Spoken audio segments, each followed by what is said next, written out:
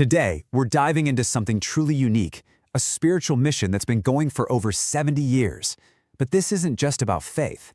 It's about what happens when you combine ancient tradition with rigorous scientific analysis. It's a story about putting faith under a microscope. So let's start with this powerful Sanskrit blessing. It translates to, "May there be auspiciousness for all, everywhere." It's a simple idea, right? But it's also incredibly profound, and it really sets the stage for the universal goal of the mission we're about to explore. And that really gets to the heart of the matter, to the big question we're asking today.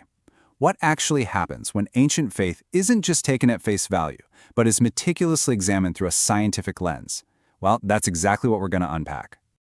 Okay, so to really get our heads around this blend of science and spirituality, we first have to meet the person right at the center of it all, the man they call the scientific Swami. This is Swami SADA SHIV.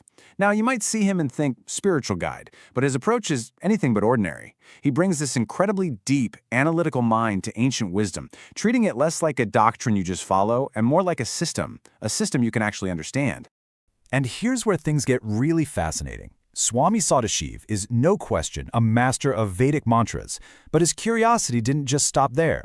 He took a scientific approach to study the core mantras from all the major world religions. Just think about that for a second, meticulously analyzing their structure, their sound, their intended effects. This isn't about proving one religion is right, it's about looking for universal principles. He's literally building a bridge between faith and science. So you have this scientific mindset, right? But how does that actually translate into practice? Well, it all comes together in a grand ritual, a practice that has been going on, completely unbroken, on a scale that is just staggering.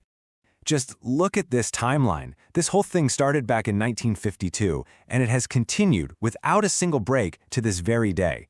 We're talking more than 70 years of unwavering dedication.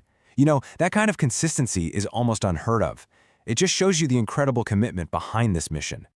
And what's the goal of all this? The goal is to complete the chanting of 240 million mantras. Yeah, you heard that right. 240 crore or 240 million. Just let that number sink in. It's so huge, it's kind of hard to even imagine.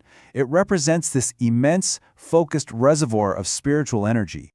So what is this mantra at the heart of such a massive undertaking? It's the Gayatri Mantra. Now, for anyone who might not be familiar with it, this is considered one of the most sacred and powerful mantras in the entire Vedic tradition. It's essentially a prayer for spiritual light, for wisdom, for enlightenment. So here's how it all goes down. Every Thursday and Sunday, devotees gather around a sacred fire pit, known as an Agni Kund. The chanting itself happens in two distinct ways. The first is called Japatmak. You can think of that as a focused, meditative recitation. And the second is Homakmak, where the mantra is symbolically offered into the fire, which is believed to amplify its spiritual energy and, well, broadcast its intention out into the world. Okay, so we've got the scientific study, we've got the decades of practice, we've got the 240 million mantras. It all leads to one really big question. Why? What is the ultimate goal of all of this? Well, here it is. The grand ambition, the whole point, is to empower the nation of India, what's called Bharatvarsh, on a deep energetic level. And the reason for that, so that it can become a kind of beacon for the entire world, guiding all of humanity onto a path of universal welfare. It's a truly global vision. But what does empowerment actually mean in this context? It's not just one thing. The mission is aiming for a complete, holistic, threefold empowerment. First, on the physical, material level, strengthening the tangible world. Second, on the divine or subtle level, which deals with those unseen forces and energies. And finally, on the spiritual level, focusing on the inner strength and the very soul of the people. The idea is to build strength across every plane of existence. So when you pull it all together, you realize this is so much more than just a simple act of faith. It's a meticulously organized, decades-long spiritual project, and one with a scientific backbone. The whole goal is to create real, tangible, multifaceted strength, physically, divinely, and spiritually, and it's all in service of a pretty profound global purpose. Which leaves us with a really powerful question to think about.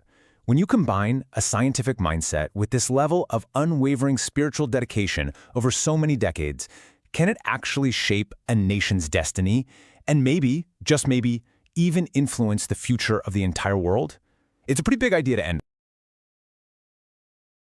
ब्रह्मैव तेन गन्तव्यं ब्रह्म कर्म समाधिना ॐ स्वाहा ॐ ब्रह्मार्पणं ब्रह्मार्पणो ब्रह्मणोतं ब्रह्मैव तेन गन्तव्यं ब्रह्म कर्म समाधिना ॐ स्वाहा ॐ ब्रह्मार्पणं ब्रह्मार्पणो ब्रह्मणोतं ब्रह्मैव तेन गन्तव्यं ब्रह्म कर्म समाधिना ॐ स्वाहा ॐ ब्रह्मार्पणं ब्रह्मार्पणो ब्रह्मणोतं ब्रह्मैव तेन गन्तव्यं ब्रह्म कर्म समाधिना ॐ स्वाहा ॐ ब्रह्मार्पणं ब्रह्मार्पणो ब्रह्मणोतं ब्रह्मैव तेन गन्तव्यं ब्रह्म कर्म